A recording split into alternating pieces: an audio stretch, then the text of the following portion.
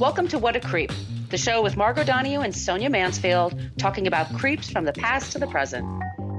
This is your quick guide to the biggest creeps, jerks, assholes, and losers, the best of the worst.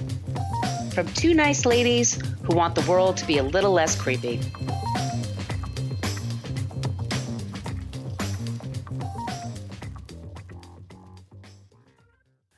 Welcome back to What a Creep. This is Margot Donahue, and my cohort in creepitude, as always, is the amazing Sonia Mansfield. Hey, Sonia. Hello, my friend. Hello, my friend. It's Friday. Yay! Yay! And it's almost May. Yay! It's gonna be May. It's gonna be May. Spring has sprung. I know our listeners love it when we sing. Somebody's first time, I just realized they're going to be like, what the hell is this shit? Are they going to do that the whole show? We might. This is the podcast that talks about creeps from the past to the present. We are talking about a present day creep today. And I am Margot. This is Sonia. What we do is we take turns every episode, leading with a creep, and then the other one is challenged to find a non-creep, either in the same category or today this person is from the same state as our creeps today. Nice. This is how I like to do it. Yeah. You could find us on Facebook. Facebook, we do have a basic Facebook page, but that's where people go to complain about our language. In case you haven't noticed already, we use salty language on this program because we're grown-ups, and that's how we talk. Fuck yeah! We're on Twitter at CreepPod because somebody had What a Creep for 10 years and never used it. Creep! We are on Instagram at What a Creep Podcast, and I forgot to mention, very important, we have a What a Creep Podcast group. Yes. Hold on a second, my Lenovo is like popping. Okay. Anyway, the What a Creep podcast group on Facebook, you do have to answer a few questions before you come in. It's a nice group. We have the rules of conduct, and we just talk about creeps. We talk about books. We talk about movies. We talk about all kinds of things happening. And it's a great place to interact with Sonia and I. It's probably the best place to do it. But wherever else I'm telling you, you can interact with us. Also, our email. It's an old-timey email. whatacreeppodcast@gmail.com. Spell that all out. And if you would like some stickers, and I am going to do another sticker run pretty soon, please send us an email. And wherever you are on the planet of Earth, I will send that to you. Please tell me you're in Antarctica. That would be super freaking exciting to send something to Antarctica, send stickers to Antarctica. That would be awesome. That would be amazing. And Sonia, do you want to tell them about the website? Yes, you can go to whatacreeppodcast.com, and it's everything you ever wanted to know about our podcast, but we're afraid to ask. It's got links to our episodes, and all of our episodes have show notes with our sources because we research everything. It also has a link to our merch shop where you can get t-shirts and journals and tote bags, and you could get face masks because the pandemic isn't really over for everybody. You might be able to get umbrellas. Fuck if I know. You can get everything there. It's amazing. The t-shirts are great. They're really soft and comfy. They are. And I bought a mug that it's got the like Damn It Max thing on it, and it's perfect size mug. I love that mug. It's great.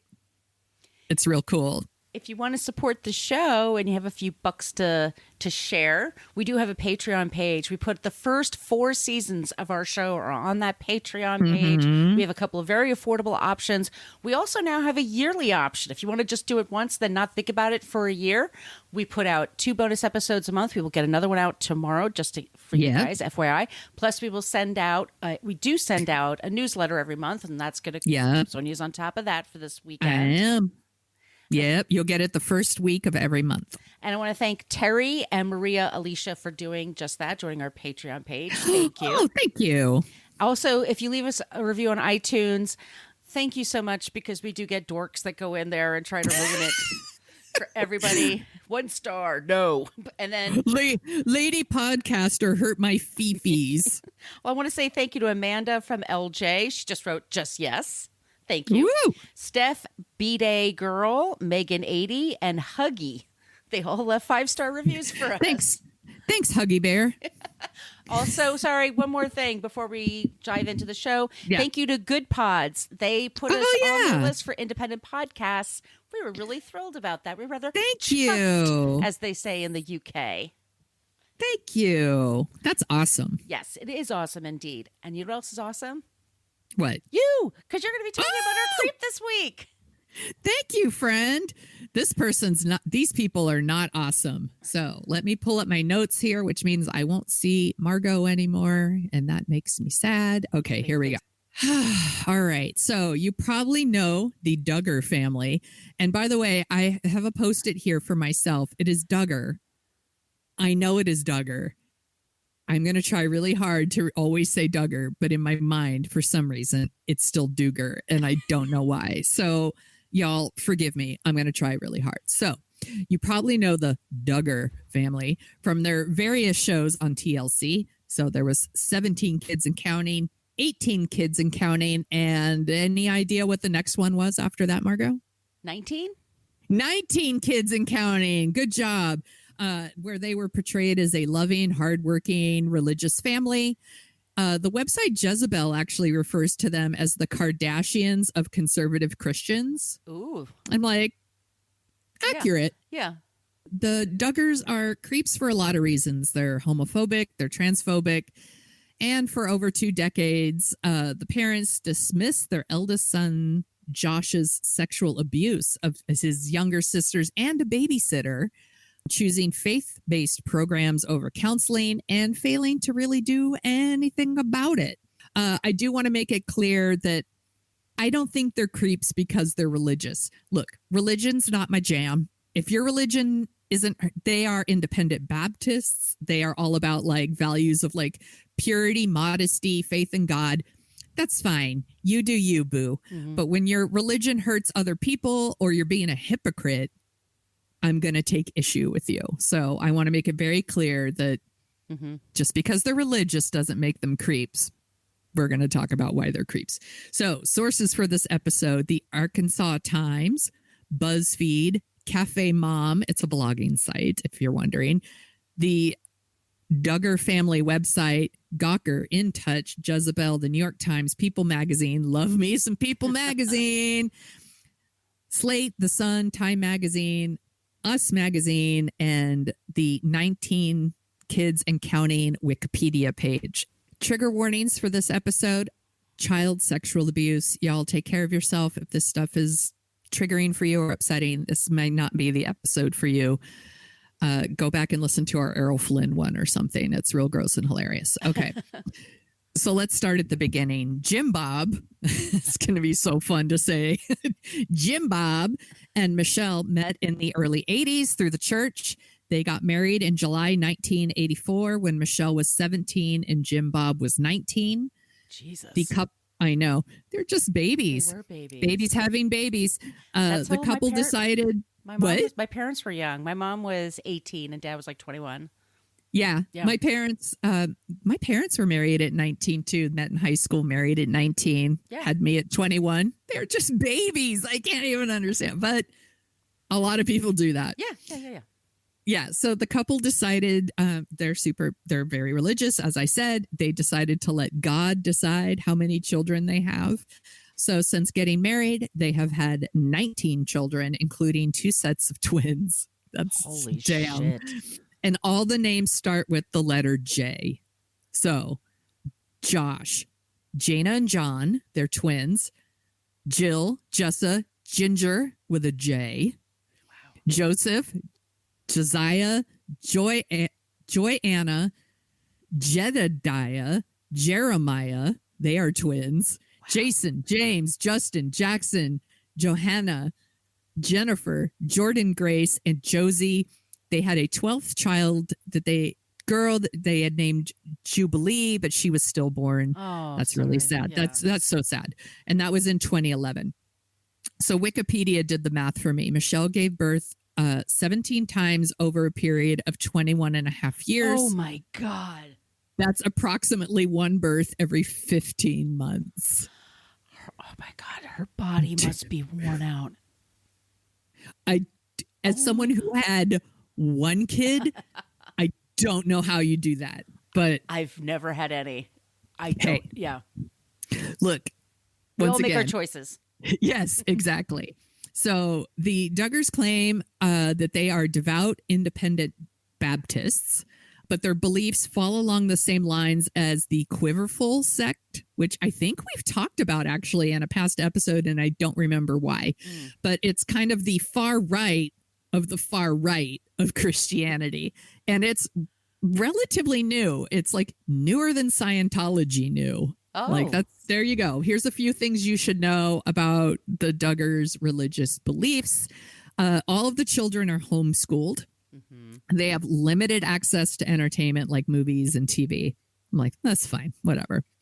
It's expected that men are the head of the home and the church, and women must remain submissive. Okay. Not my thing. But again, if that's your religion, knock yourself out. Yep. Prior to marriage, women are not allowed to have sex or even kiss or hold hands with anyone. Men? Good question.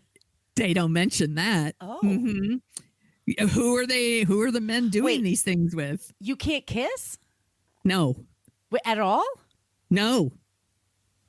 Wait, you can't French kiss? No. No second base? No. No holding hands, no nothing. Can you hug? Side hug. Wow, that is side hug. Yeah. Those wedding nights must be like off the chain. Or so awkward.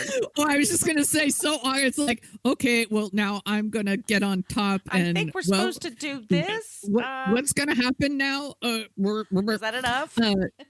They practice this like chaperoned courtship. So the couple is only allowed to get together in group settings. The Duggar children cannot have they can't be dating anyone without parental permission. And like I said, no sex, no kissing, no holding hands, maybe a side hug here and there. Holding hands? What? No holding hands. What? That leads to the dark side, Margot. Come on. So after marriage, women are not allowed to decline sex if her husband wants it. So she's not allowed to use birth control either. So even if giving birth will hurt you, kill you, sorry. Right. It's God's choice. There's some other stuff in here, like they're not allowed, like the Duggar children. Sorry, Duggar, not Duggar. You're thinking Doogie Howser. The Duggars, the girls, they're not allowed to wear shorts. They don't really go to the beach. They tend to avoid beaches and public swimming areas because and this is a quote, because it's just too hard for the guys to try to keep their eyes averted in those situations. It's the girls' responsibility, right? And also, like, women don't gaze at men. Please. When they do go, the girls wear a special swimsuit. It covers like a majority of their body, which in my head is like those 1920s bathing suits. Yeah, they go all the way down to the ankles. Down to the beach in her new pantaloon bathing suit. Hey, by the way, let's bring those back. I'm down. Actually, I'm down. I would be okay. I'll wear it. I have so many sunspots and freckles. I'm into it. Anything to protect me from sunburns. So Michelle Duggar actually wrote a whole list of rules for women on how to behave as a wife. Sounds good. Yeah, and I went and looked at it, and it's all about how to make your man feel like he's in the position of authority. And it tells you how to style. What position? Whatever position he's using, it's working on her. No shit. And with tips on how to style your hair. Now, if you've seen Michelle Duggar's hair, you don't want her hair tips. I'm just saying. Like, it's a lot. It's like a crunchy 80s bang thing going on. It's not modern. There's a picture of them when they were young. They were very cute. She was very pretty. Yes. And I think a couple of the girls are especially, like, I think Jessa is like especially pretty. Like they're no, they're not this is going to come out wrong. They're not an ugly family. No, but they're like my dad would call corn-fed, like that, just like. Yeah. So the family uses this acronym JOY. Okay. And it's like, put Jesus first, others second, yourself last. Cool. Yeah, that's going to really help you. Okay. Yeah. Okay. So the Duggars live in Tontitown, Arkansas. Mm-hmm. I'm going to assume that's right. Jim Bob and Michelle they've had a few businesses over the years. They had a used car business. They had a towing business, and they worked as real estate agents for a while. Apparently, they were relatively successful. I don't know, but they were all about searching for the spotlight for years. Jim Bob actually was in politics for a while in the late 90s or something. Or? He was in the Arkansas state legislature, and Michelle was all about like quote unquote the family image, right? So this is a thing that exists apparently, but she won an Arkansas's Young Mother of the Year award in the early 2000s, and I'm like, that's a thing. I'm sure it is. Okay. Well, I one time won Best Mom. I have a mug that Calvin gave me. So there, take that, Michelle. She wrote a lot of essays and parenting magazines about their unique family, you know. And eventually reality television producers came calling, as they are wont to do. And they took this as an opportunity to not only improve their family finances, which they treated as a, like, you know, a perk of this, when really it was probably what they really wanted. They said their ultimate goal was they wanted to inspire others to live like them. Okay. So, but while preaching family values, they were hiding a predator this whole time. So before the first TV special even aired, they knew they had a problem with Josh. So more on that. What's the problem with the Josh? Yeah. Welcome to the new special. Yes. We need to talk about Josh. Josh, buddy. You're fucking up. Yeah, more on that in a bit. So in 2004, the Duggar family made their TV debut on the Discovery Channel. At the time, Jim Bob and Michelle had 14 children. Jesus Christ. Oh, they only had 14. It was only 14. And they had one on the way, and it was called 14 Children and Pregnant Again. And this was followed by all those TLC shows that we know. So 17 Kids and Counting, 18, 19. Does she have, okay, this is a rude question, but I'm going to ask it anyway. Does she do natural birth? Like, or does she do? Good question. I don't know. Oh my God, what's going on? I bet some of these were probably C-sections, right? Right? Because she's tiny too. She's little. Yeah. Yeah, she's a little person. Yeah. And there were a ton of these shows back then, by the way. Yes. Like there was like John and Kate +8. I didn't watch any of these though. Did you watch these? I actually did. I got kind of into John and Kate the first season. I was into it. I just think it's just the cacophony of everything that's happening, like changing 6 diapers at once and all that stuff. I think like with Michelle, because they seem like they're very calm people, very chill people. Yeah. And I don't think like somebody, like if you feel harried and overworked or something or stressed out, I think to look at this woman, you're like, wow, she has 14 and she doesn't freak out. She loves it. But then I also think that's the comparison trap. Like, what's wrong with me? How come I'm not as chill as Michelle? And for all we know, I'm not going to say anything else, but I watched TLC shows back then, so I saw commercials for these shows all the time. Like I was all in on like trading spaces and whatnot changing to wear. Rooms and stuff like that. That was more my jam, but I saw commercials for these all the time. So I knew it was a thing. So eventually those shows were canceled in like 2015. And there was a spinoff show that was like Jill and Jessa Counting On. And that show followed them as they started their own families. That one was eventually canceled too in June of last year. Another J word. So we need to talk about Josh. Let's do it. So Josh was born in 1988. He married Anna in 2008, and they have 7 children. So, they're all M's: Mackenzie, Michael, Marcus, Meredith, Mason, Mariella, and Madison. And Madison is spelled with a Y, so it's Madysson. I'm like, parents, Jim Bob and Michelle have known since 2003 that Josh molested 4 of his sisters and a babysitter. So this is before they even had a TV show, y'all. They've known about this since before they were on TV. So a family friend, Bobby Holt, by the way, Bobby spells her name Bobye. Okay. She testified in court that in 2003, the family asked her and her husband and her husband at the time was an Arkansas state legislator named Jim Holt. They asked him to counsel Josh as a spiritual advisor. At the time, Josh was dating the Holt's teenage daughter. Okay. They asked him Do you touch her hands? They're like, no, not allowed to touch her hands. Have they done any arm wrestling? They asked him to be a spiritual advisor and told him why. Because he's been molesting our daughters. Oh, for God's So sake. I'm like, that's some awkward shit. Like, let's ask the parents of the girl you're dating to counsel you about sexually abusing your younger sisters. I'm going to assume at that point the Holts were like, you can't date our daughter anymore. Right. Like, right. So no more side hugs. Then 15-year-old Josh met with the Holts and he admitted to everything. He said that he molested four of his younger sisters and a babysitter. And at this point, all the sisters were under 12 years old.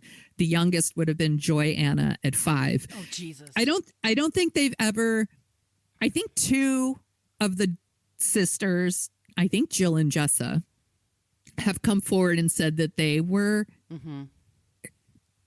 but they have not ever said who the other ones were, which they There's are so perfectly many. within their right Yeah. to do. So I don't want to speculate, but I wanted to give you an age range. So I'm pretty sure, obviously, at this point, the Holts were like, yeah, you break up with our daughter. So, and all of this happened before they were doing TV. So in March 2003, Jim Bob went and he met with church elders to discuss Josh's behavior. And they decided Josh needed to enter a treatment program. So Jim Bob agreed. We're going to send him to a treatment program. But instead, he sent Josh to live with a family friend who was in the home remodeling business. So basically, Josh lived somewhere else and worked for 4 months. Oh, wow. What Not a really. punishment. Yeah, not a treatment program by any means. And then when Josh got home, his father and the church elders took Josh to visit a state trooper and confess what he's done. Wow. Yeah. So the trooper was Officer Hutchins. Oh, I didn't put his first name in here. Sorry. Anyway, he gave Josh a very stern talking to and did not charge him with any crimes. And he did not report it, even though he was legally required to do so. FYI, Hutchins was later arrested on filming underage children. Oh, Jesus Christ. And is serving 56 years in prison. So despite having known that Josh did this, Jim Bob and Michelle chose to continue chasing fame and exposure for the family. They filmed that first special in 2004 and they followed it up with several others. They went on the Today Show. And then they signed on for like all these other shows. So they did the like On the Road with 16 Children and Raising 16 Children and 17 and Counting, 18, 19. At one point, they were supposed to go on Oprah. So in 2006, they were booked to go on Oprah. Wow, that's a juggernaut. Yeah. So then somebody sent Oprah's production company an anonymous letter and said the oldest son is molesting the daughters. He's a predator. He's a predator. Oprah's production company alerted the authorities, which is the proper thing to do, and they began a formal investigation. They interviewed all the victims, and they decided that the three-year statute of limitations had run out. 3? 3. So the 5-year-old had till she was 8 until she could say something? Oh, for God's sakes. Yeah, I know. So no charges were brought forth. So clearly, like, Oprah's people knew what was up. I would assume, did the networks that then put them on the air, did they not know this? They must have known this, right? Or not. Or because some of those like Discovery, and TLC, they're notoriously cheap. they pay people nothing, and they try to like freelance everything. They have production crews that handle this. So I think like somebody could know, and then just like it's, they work freelance. Like they don't have a you know what I mean? Like they got to take the gig while they can. Somebody knew, but I mean, I would be very surprised if somebody at the top knew. Yeah, I think it's more because they never did appear on Oprah's people. Were like, fuck no. No. But and I remember when the show, when they took the kids to Scotland, these poor people in Edinburgh, and they dragged them around Edinburgh, and Jim Bob would go up to people and go, "Are you saved?" And I cannot do a Scottish accent, so I won't begin. But they'd look at him like, "What are you even talking about?" And they go, "Oh, you don't know what I'm talking about? You don't believe in God? What?" And they're just like, "Hey, random asshole on the street." Ugly, such an ugly American thing to do. But these shows have production crews, and then they hire from them. They hire film people. So it could be that. It could be. It could be. That. Yeah. In 2008, they got their own show that ran for 8 years, 15 seasons. 2 of those seasons were about like Josh's courtship and marriage to Anna. And Jim Bob and Michelle were even like praising them as like setting a good example of how young couples can remain pure before marriage and live their faith. And I'm like, yeah, I guess despite the molesting, right? He's super pure and like a really good role model. So over the next few years, the Duggar family and their empire continued to grow. Like they added more kids. They released books. Even the daughters wrote a book for teenagers.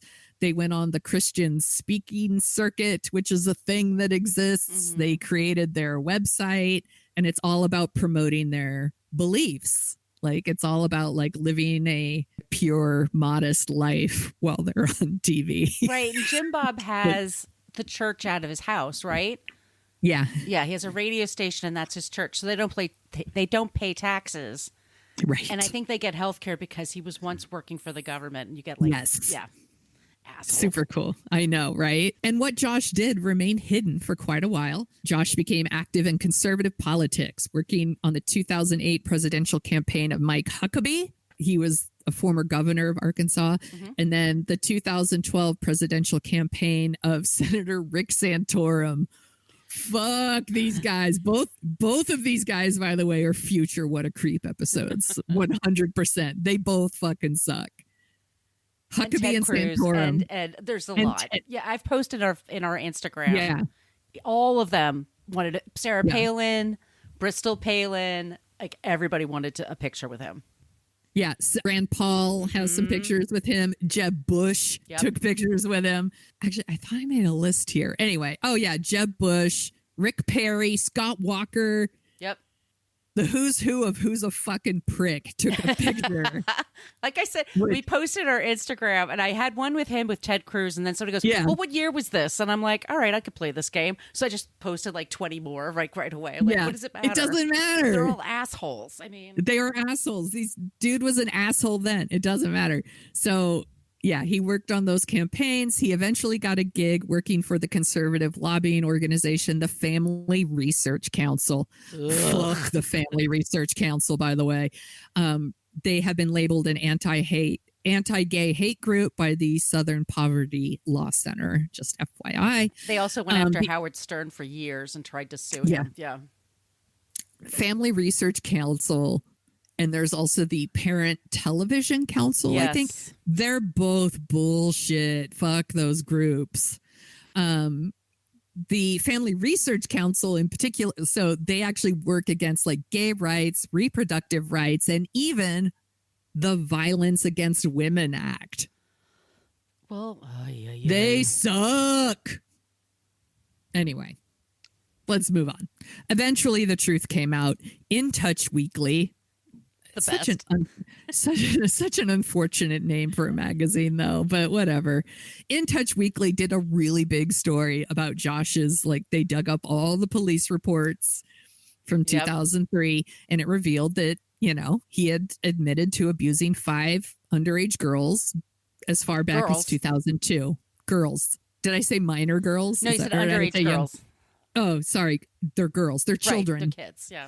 At this point now, Josh is 27 years old, married father of 3, apologized for his actions, insisted it happened in the past. Sure. Yeah. Then Gawker, oh, R.I.P. Gawker. Sometimes you did the Lord's work. They reported that Josh was a member of Ashley Madison and had cheated on his wife. And then he checked into a quote unquote faith-based rehab facility shortly after. If you don't know what Ashley Madison is, it was a whole thing for like men to, or maybe women too, it was a place to go to have extramarital affairs. That was their jam. They had a commercial on Howard Stern as I'm looking for someone other than my wife, other than my wife, other than my wife. I'm not kidding. It was in the ads. So, oh my God, so fucking wrong. It's so wrong. Other than my wife.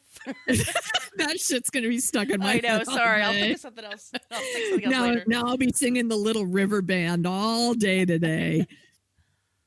Anyway, the fact that Ashley Madison even existed is so fucking gross. Apparently cheating on your wife is enough to get you to resign your position at the Family Research Council. So that's awesome. And then, the fact that he was a child molester, I think was really the cherry on top. But don't worry, Mike Huckabee still defended him and said that the press was just sensationalizing the story. What a prick. I fucking hate Mike Huckabee, and I hate his stupid daughter, too. They're hypocritical shithead. He's the worst. He went to Harvard and he acts like, oh, shucks, ma'am. He's not smart and he's not really.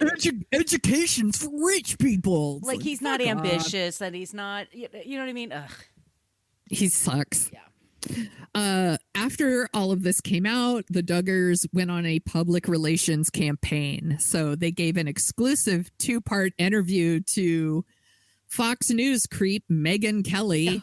The first was Michelle, just Jim Bob and Michelle. The second was featuring 2 of the sisters, Jessa and Jill. Mm-hmm. And they revealed that they were among Josh's victims, but that they forgave him. Yeah. That's family business. Family shit, right. But during their interview, Jim Bob revealed that Josh had confessed 3 times to them that he had inappropriately touched the girls in their home, and that the 3rd time when he came and talked to us, we felt like we've done everything we can as parents to handle this in-house. Now we need to get help. They didn't do shit about it until like the 3rd time. Oh my God, those poor daughters. I know. I'm like, in your house that happens. That's awful. Yeah. It's so fucked up. Jim Bob also in this interview claimed the victims, quote, really didn't know. They didn't understand this. They didn't understand what he had done until we told them. Like he was making it sound like they were like, what? I didn't know anything was wrong or whatever. What kind of sex ed do you think they're getting? Yeah. They also went on to blame people who didn't want them to spread their faith for the fact that the truth came out. Like, it's not our fault. Right. Please. It's the devil's fault for releasing the truth. Like, it's just some bullshit. Yeah. TLC announced they canceled their show, but because TLC can be so fucking gross, they just gave the Duggars another show, and that's when those counting on shows started with the daughters. And it was just the same old thing. It was just like, we're having babies, talking about God and shit, like whatever. If it was called God and shit, I would actually pay attention to it. Watch Counting On this fall, where we're having babies and talking about God and shit. I could get into that.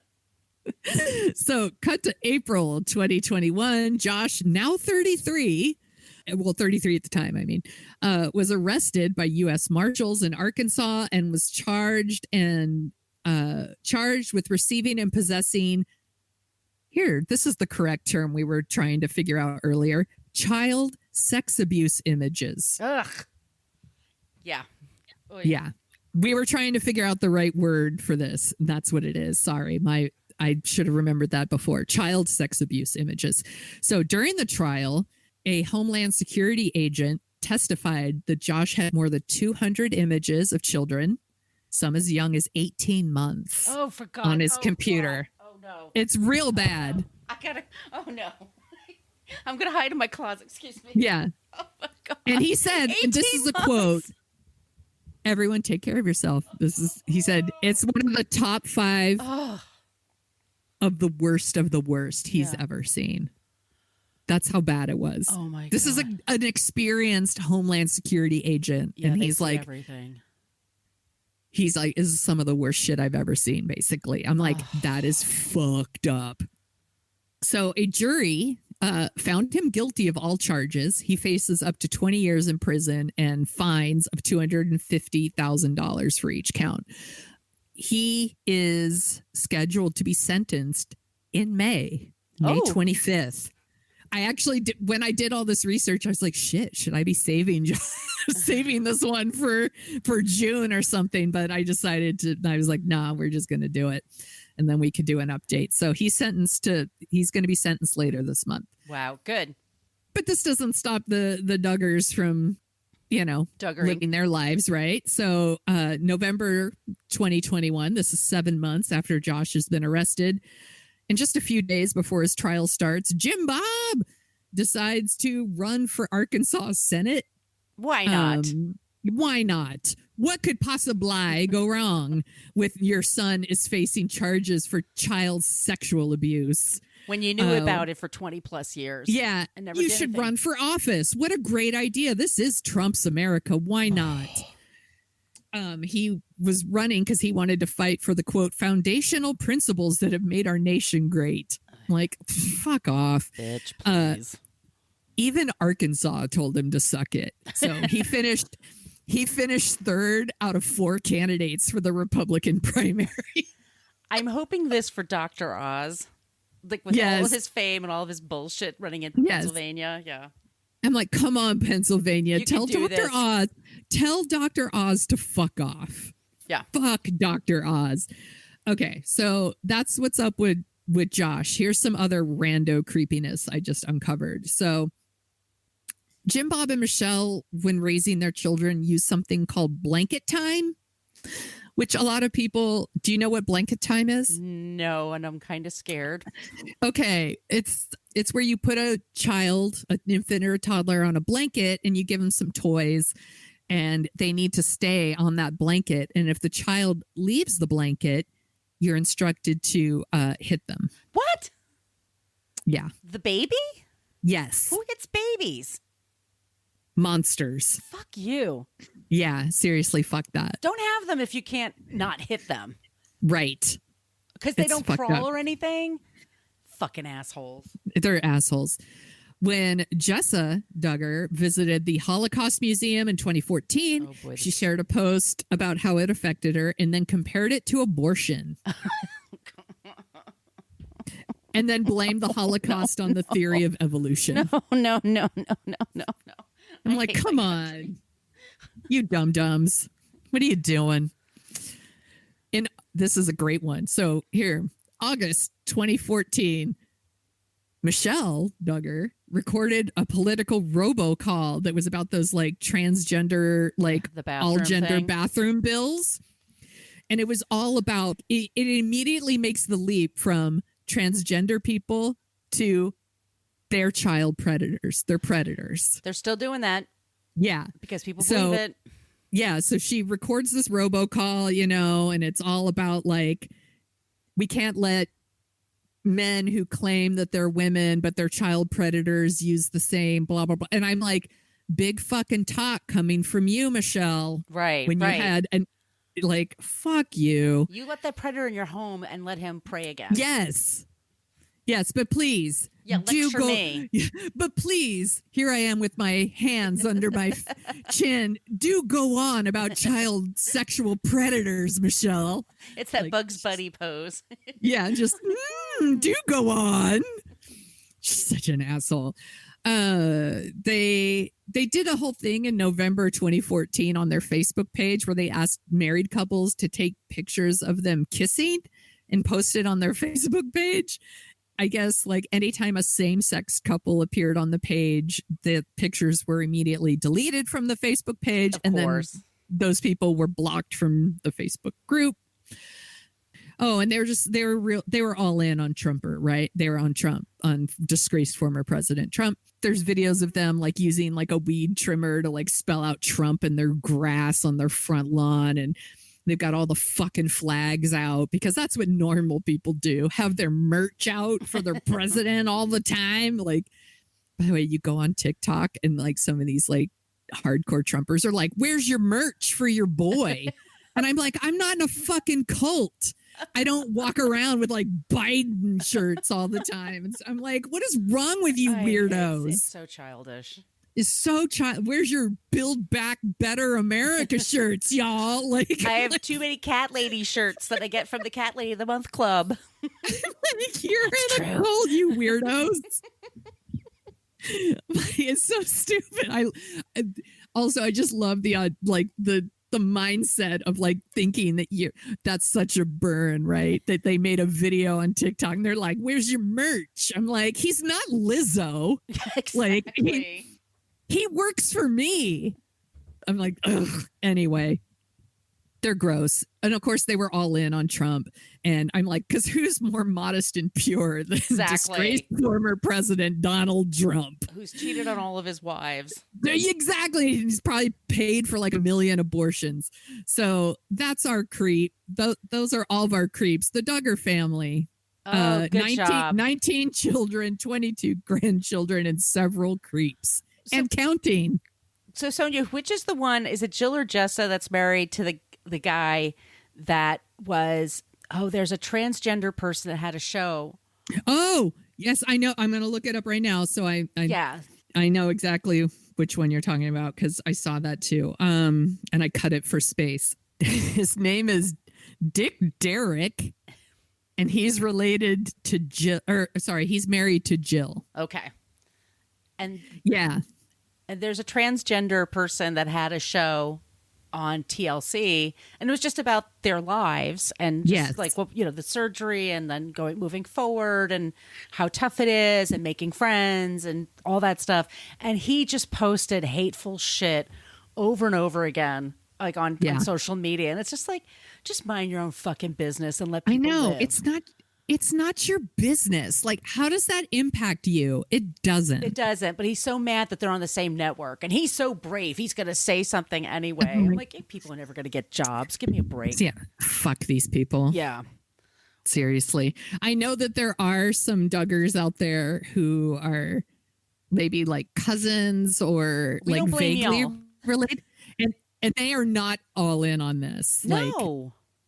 Yeah, they post videos on Instagram and TikTok where they're just like shitting on their family, and I'm here for it. So yeah, no, I'm friends with someone who's from Arkansas, and she's just like, no, they're weirdos. They're not. This is not.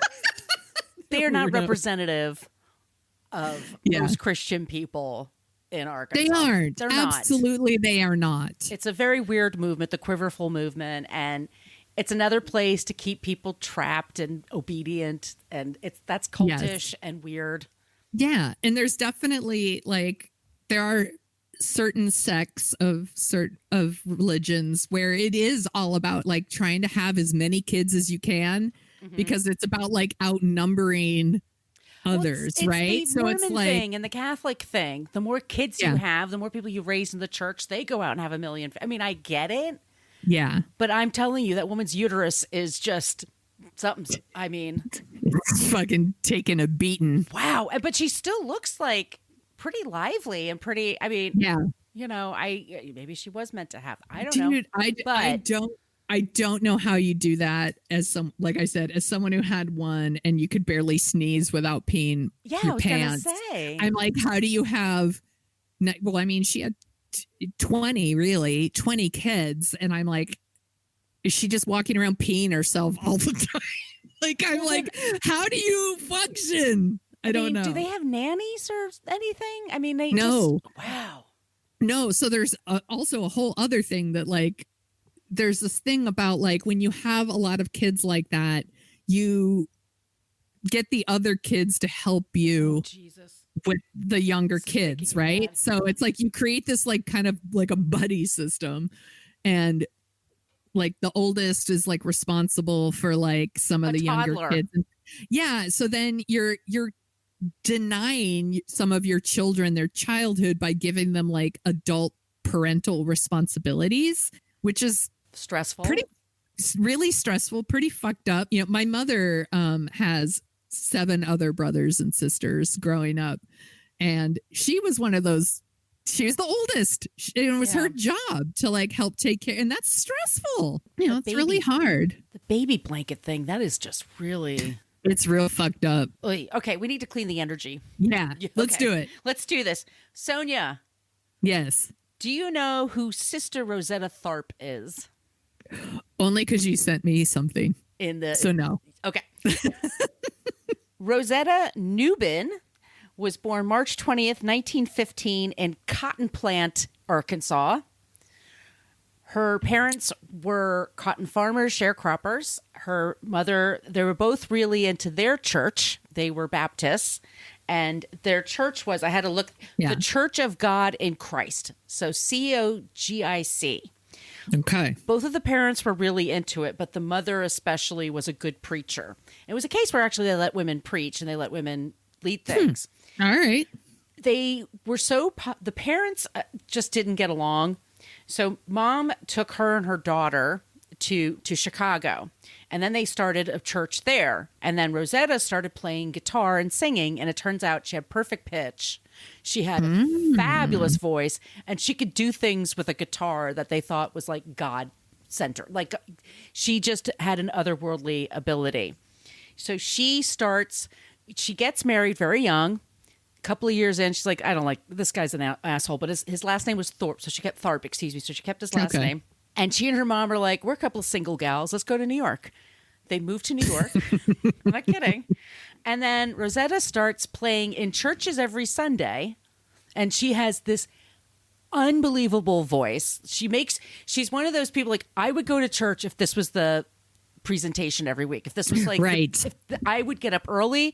I'll wear a nice outfit. I'll wear pantyhose and everything. If I can. That's how I feel about Sister Act. By the way, when I watch Sister Act, I'm like, if that was church, I would totally go. Absolutely, go in my Sunday finest. I'd have a hat and everything. I'll do whatever you tell me because this is the entertainment. Awesome. That's a fair break for me.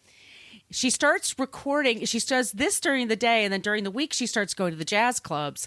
And then everybody starts going to the jazz clubs because there's this woman who can sing like an angel, and she's just a badass on the guitar.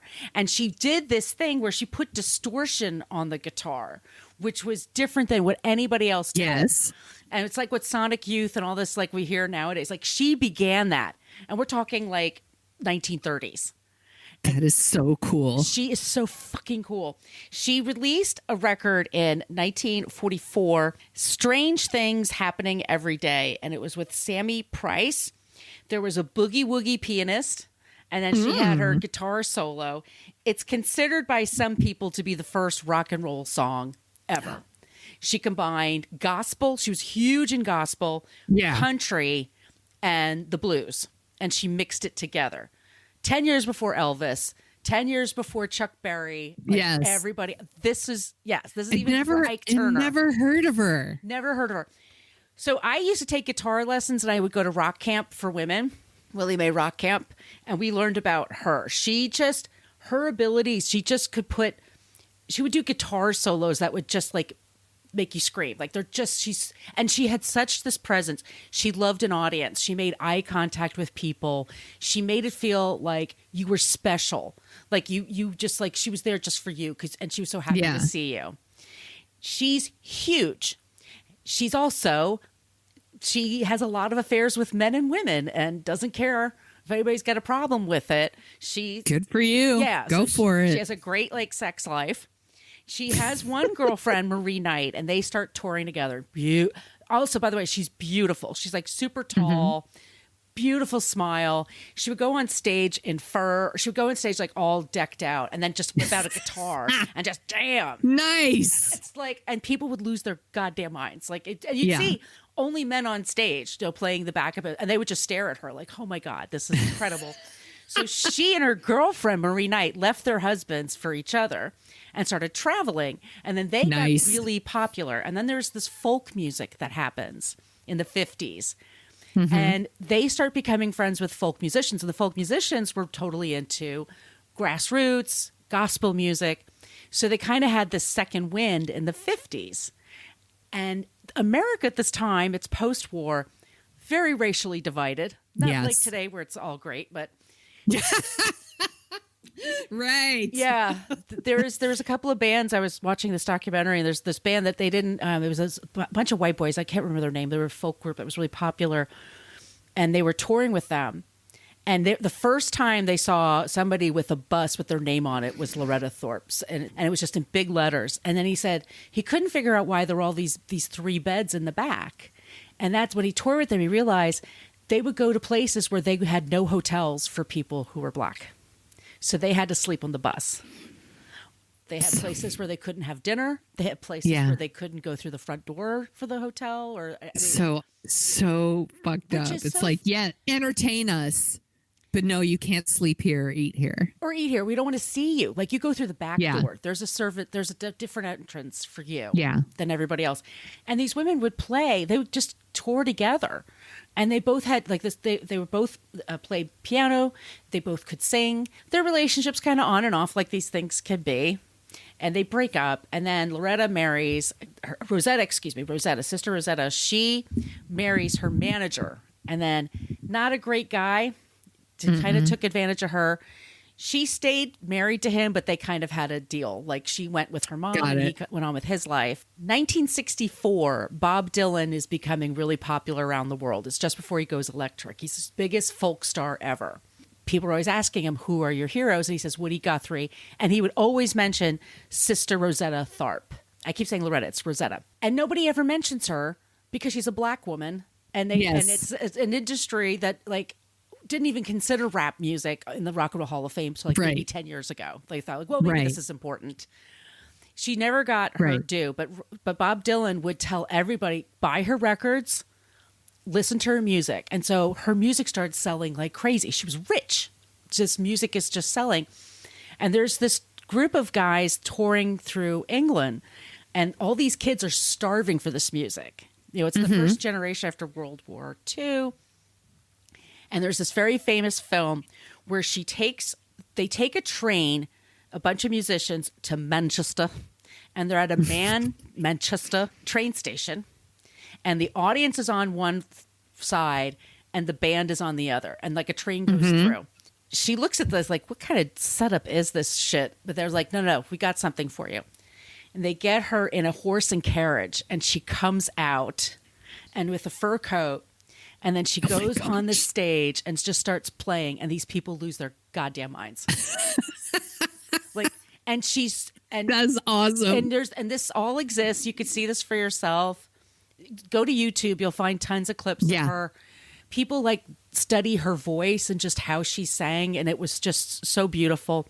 She lost her mom when she was like 54, 55, and that kind of really broke her heart.